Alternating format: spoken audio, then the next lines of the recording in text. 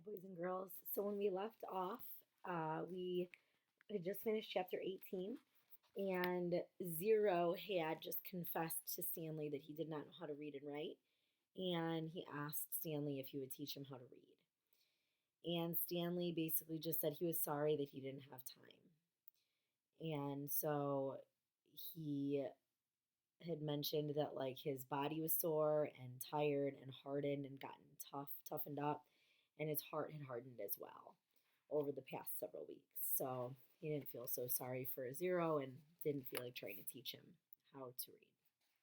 So, chapter 19. He was awakened one night by a strange noise. At first, he thought it might have been some kind of animal, and it frightened him. But as the sleep cleared from his head, he realized that the noise was coming from the cot next to him. Squid was crying. You okay? Stanley whispered. Squid's head jerked around. He sniffed and caught his breath. Yeah, I'm fine, he whispered and sniffed again. In the morning, Stanley asked Squid if he was feeling better. What are you, my mother? Asked Squid. Stanley raised and lowered one shoulder. I got allergies, okay? Squid had said. Okay, said Stanley. You open your mouth again and I'll break your jaw. Stanley kept his mouth shut most of the time. He didn't talk too much to any of the boys, afraid that they might say the wrong thing, that he might say the wrong thing. They called him caveman and all that, but he couldn't forget that they were dangerous too. They were all here for a reason. As Mr. Sir would say, this wasn't a Girl Scout camp. Stanley was thankful that there were no racial problems. X-Ray, Armpit, and Zero were black. He, Squid, and Zigzag were white. Magnet was Hispanic. On the lake, they were all the same reddish-brown color, the color of dirt. He looked up from his hole to see the water truck and its trailing dust cloud. His canteen was still almost a quarter full. He quickly drank it down, then took his place in line behind Magnet and in front of Zero. The air was thick with heat, dust, and exhaust fumes. Mr. Sir filled their canteens. The truck pulled away. Stanley was back in his hole, shovel in hand, when he heard Magnet call out, Anybody want some sunflower seeds? Magnet was standing at ground level, holding a sack of seeds. He popped a handful into his mouth, chewed and swallowed, shells and all. Over here, called X-Ray. The sack looked to be about half full. Magnet rolled up the top and tossed it to X-Ray. How'd you get them without Mr. Sir seeing you? Asked Armpit. I can't help it, Magnet said. He held both hands up, wiggling his fingers, and laughed. My fingers are like little magnets. The sack went from X-Ray to Armpit to Squid. It's sure good to eat something that doesn't come from a can, said Armpit. Squid tossed the sack to Zigzag. Stanley knew it would come to him next. He didn't even want it. From the moment Magnet shouted, Anybody want some sunflower seeds? He knew there would be trouble. Mr. Sir was sure to come back. And anyway, the salted shells would only make him thirsty. Coming your way, caveman, said Zigzag. Airmail and special delivery. It's unclear whether the seeds spilled before they got to Stanley or after he dropped the bag. It seemed to him that Zigzag hadn't rolled up the top before throwing it, and that was the reason he didn't catch it. But it all happened very fast. One moment the sack was flying through the air, and the next thing Stanley knew, the sack was in his hole and the seeds were spilled across the dirt. Oh, man, said Magnet. Sorry, Stanley said as he tried to sweep the seeds back into the sack. I don't want to eat dirt, said X-Ray. Stanley didn't know what to do. The truck's coming, shouted Zigzag. Stanley looked up at the approaching dust cloud, then back down at the spilled seeds. He was in the wrong place at the wrong time. So I'm wondering something right now. And before I share what I'm wondering, I want you to stop and think about whether you're wondering anything too. So I'm going to pause just for a second to give you a chance to think.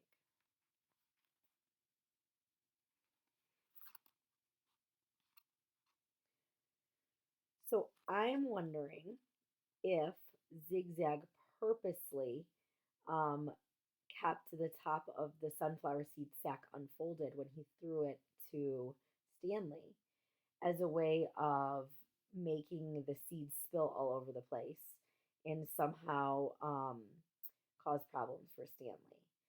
So if you were to go back, if you had the book in front of you, you would see he had said, It's unclear whether the seeds spilled before they got to Stanley or after he dropped the bag. It seemed to him that Zigzag hadn't rolled up the top before throwing it, and that was the reason he didn't catch it. So who knows? Maybe not. But I just remember in a couple chapters prior to this, Zigzag was kind of nasty to Stanley, and he had like basically um, he hit Stanley, I think, with his shovel, and then made Stanley pick up the dirt that he accidentally dropped in his hole. So he's not very nice to him. In fact, I'm going to go back and see if I can remember exactly what happened because that's what good readers do. They go back to check if they're wondering about something. So, um, oh, that's right. Okay, so Zigzag's shovel caught him in the side of his head and he collapsed. And then when the dirt fell, um, the Zigzag said, "I'm not digging that dirt up. That's your dirt, and so you have to dig it up." So he wasn't very nice to Stanley before. So it just makes me wonder if he did this on purpose to him. Who knows? We'll find out, or maybe we won't. We'll see.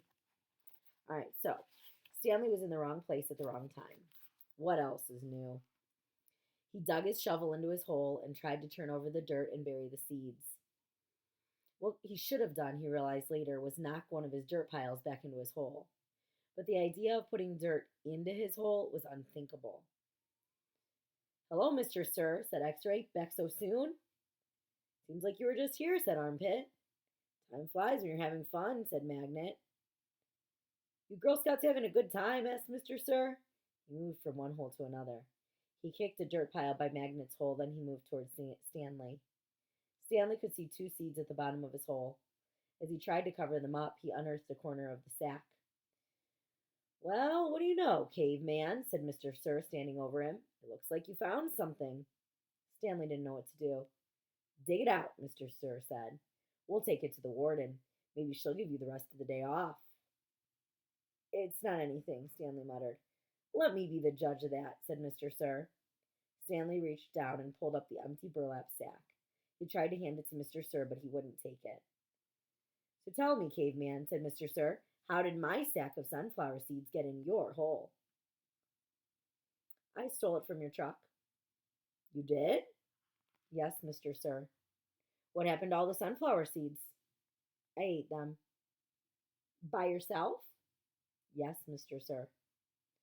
"Hey, caveman," shouted Armpit, "how come you didn't share any with us?" "That's cold, man," said X-Ray. "Thought you were our friend," said Magnet.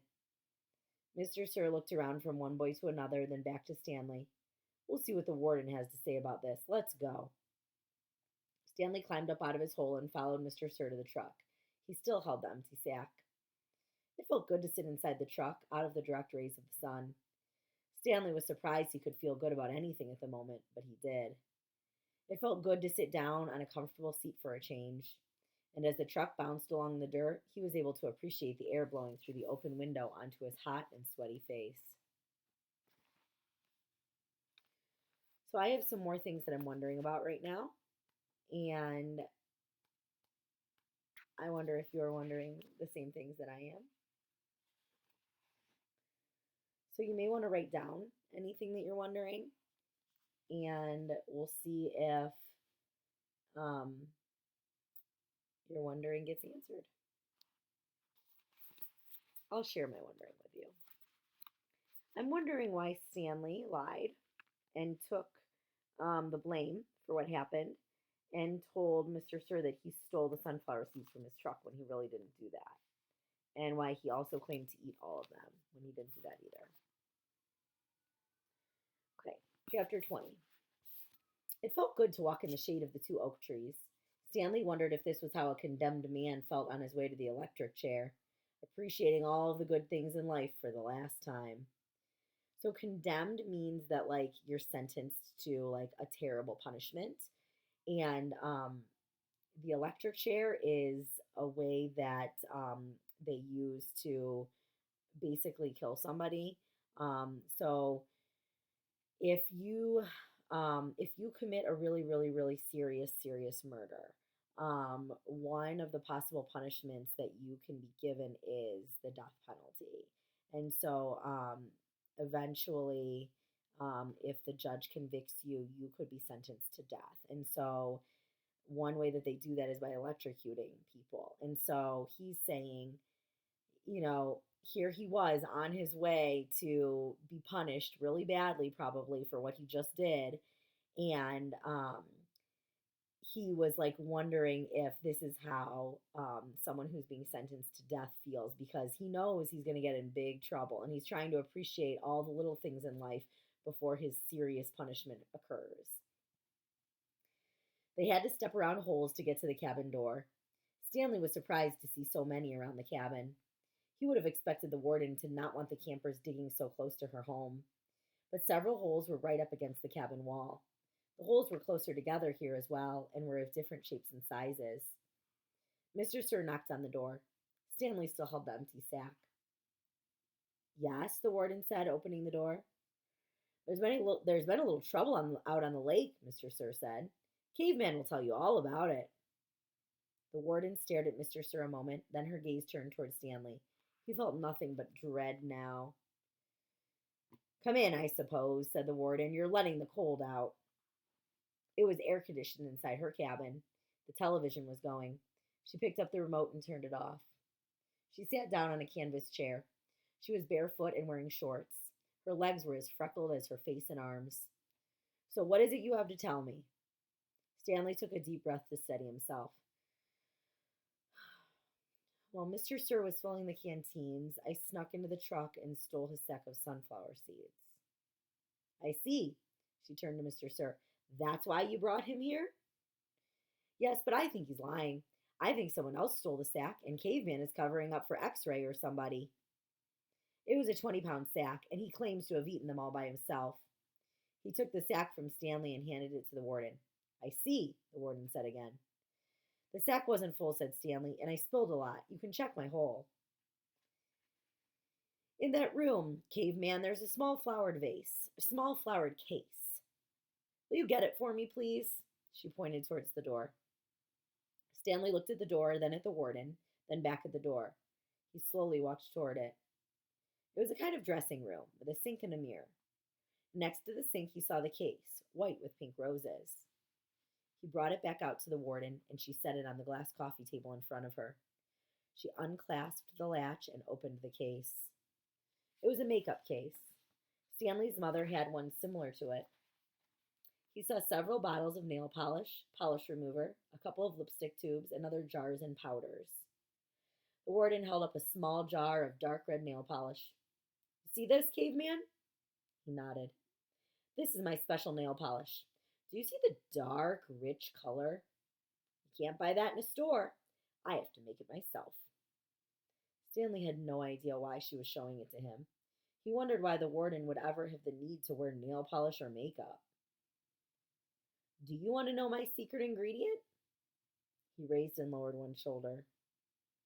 The warden opened the bottle. Rattlesnake venom. With a small paintbrush, she began applying it to the nails on her left hand. It's perfectly harmless when it's dry. She finished her left hand. She waved it in the air for a few seconds, then began painting the nails on her right hand. It's only toxic while it's wet. So toxic means that it could really hurt you. If something is toxic, it could make you very sick. It could even kill you.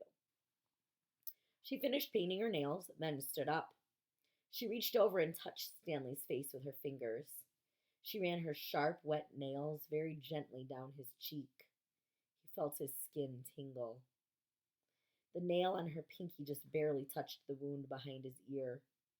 A sharp sting of pain caused him to jump back. The warden turned to face Mr. Sir, who was sitting on the fireplace hearth. Sorry. Took me a second. So you think he stole your sunflower seeds? No, he says he stole them, but I think it was. She stepped toward him and struck him across the face. Mr. Sir stared at her. He had 3 long red marks slanting across the left side of his face. Stanley didn't know if the redness was caused by her nail polish or his blood. It took a moment for the venom to sink in. Suddenly, Mr. Sir screamed and clutched his face with both hands. He let himself fall over, rolling off the hearth and onto the rug. The warden spoke softly. I don't especially care about your sunflower seeds. Mr. Sir moaned. If you must know, said the warden, I liked it better when you smoked. For a second, Mr. Sir's pain seemed to recede. So when something recedes, it goes away. So he thought like that the pain had gone away for a second. He took several long, deep breaths. Then his head jerked violently, and he let out a shrill scream, worse than the one before. The warden turned to Stanley. I suggest you go back to your hole now. Stanley started to go, but Mr. Sir lay in the way. Stanley could see the muscles on his face jump and twitch. His body writhed in agony.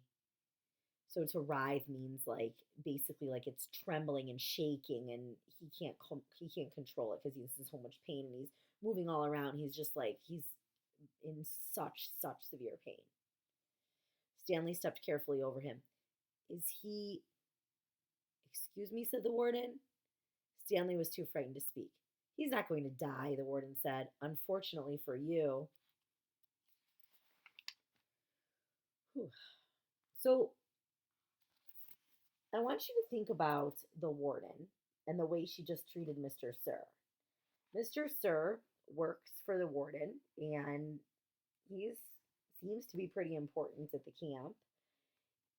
And you would think that they would get along with each other. Like you'd think that together they would be working together to make things miserable for all the campers. Yet the warden didn't punish Stanley for what he did. Instead, punished Mr. Sir for even bringing it to her attention. So that's kind of interesting. And I'm wondering why she did that. I'm wondering why did she treat Mr. Sir that way? Why didn't she punish Stanley? Chapter 21. It was a long walk back to his hole. Stanley looked out through the haze of heat and dirt at the other boys, lowering and raising their shovels. Group D was the farthest away. He realized that once again he would be digging long after everyone else had quit. He hoped he'd finished before Mr. Sir recovered. He didn't want to be out there alone with Mr. Sir. He won't die, the warden had said, unfortunately for you. Walking across the desolate wasteland, Stanley thought about his great-grandfather. Not the pig stealer, but the pig stealer's son, the one who was robbed by Kissin' Kate Barlow. He tried to imagine how he must have felt after Kissin' Kate had left him stranded in the desert. It probably wasn't a whole lot different from the way he himself felt now. Kate Barlow had left his great-grandfather to face the hot, barren desert. The warden had left Stanley to face Mr. Sir. Somehow his great-grandfather had survived for 17 days before he was rescued by a couple of rattlesnake hunters. He was insane when they found him. When he was asked how he had lived so long, he had said he found refuge in God's thumb. He spent nearly a month in a hospital. He ended up marrying one of the nurses. Nobody ever knew what he meant by God's thumb, including himself. Stanley heard a twitching sound. He stopped in mid-step with one foot still in the air. A rattlesnake lay coiled beneath his foot. Its tail was pointed upward, rattling. Stanley backed his leg away, then turned and ran. The rattlesnake didn't chase after him. It had rattled its tail to warn him to stay away. Thanks for the warning, Stanley whispered as his heart pounded. The rattlesnake would be a lot more dangerous if it didn't have a rattle. So, think about it.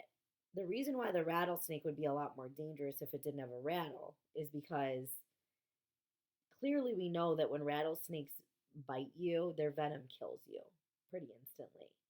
And the fact that it has a rattle on it is a warning to say, oh, I'm here and you better watch out, because if you don't, I'm going to bite you and you're going to be dead. And so thank goodness they have rattles, because then that's a warning to people to get away when they hear that rattle. If it didn't have the rattle, Then it would be able to sneak up on you without making any noise and even be more likely to kill you. Hey, caveman, called Armpit, you're still alive. What did the warden say? Asked X Ray. What did you tell her? Asked Magnet. I told her I stole the seeds, said Stanley. Good going, said Magnet. What did she do? Asked Zigzag. Stanley shrugged one shoulder. Nothing. She got mad at Mr. Sir for bothering her. He didn't feel like going into details. If he didn't talk about it, then maybe it didn't happen. He went over to his hole, and to his surprise, it was nearly finished. He stared at it, amazed. It didn't make sense. Or perhaps it did. He smiled. Since he had taken the blame for the sunflower seeds, he realized, the other boys had dug his hole for him. Hey, thanks, he said. Don't look at me, said X-Ray. Confused, Stanley looked around, from Magnet to Armpit to Zigzag to Squid. None of them took credit for it. Then he turned to Zero, who had been quietly digging in his hole since Stanley's return. Zero's hole was smaller than all the others. So we're going to make an inference right now. Remember that when we make an inference, we use clues from the book to try to figure out something that the author is not telling us directly. So, why do you think Zero's hole is smaller than the others?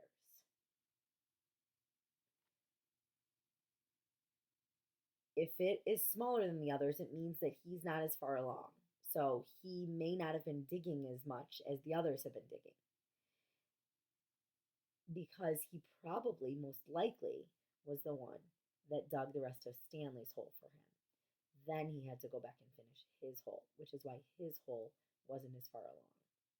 So that's an inference. That's where we are inferring.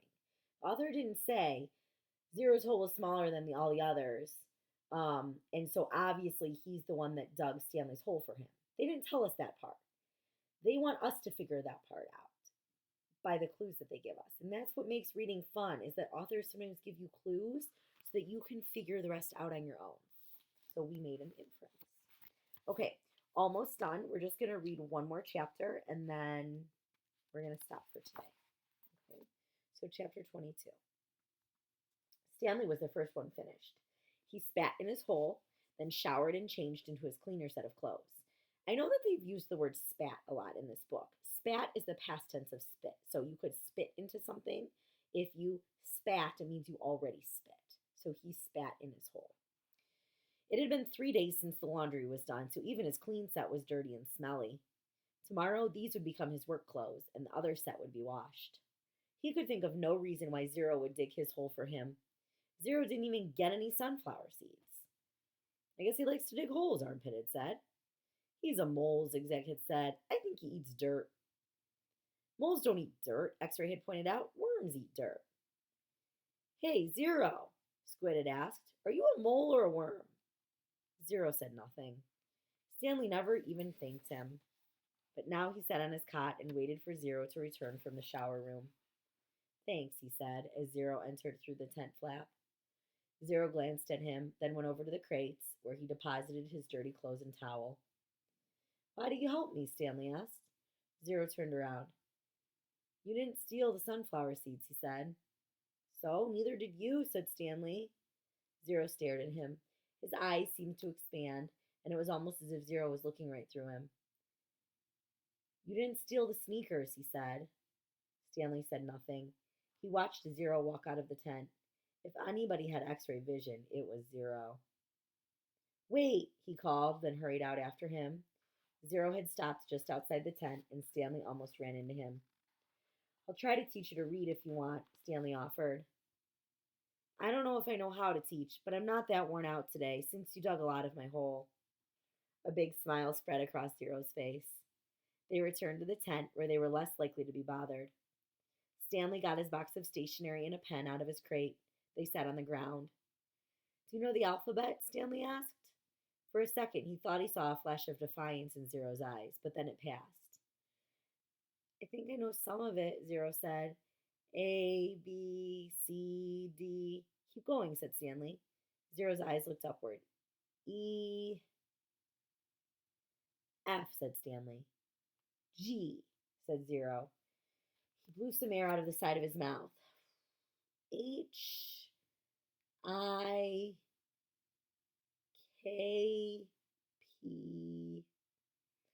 Hijkl, Stanley said.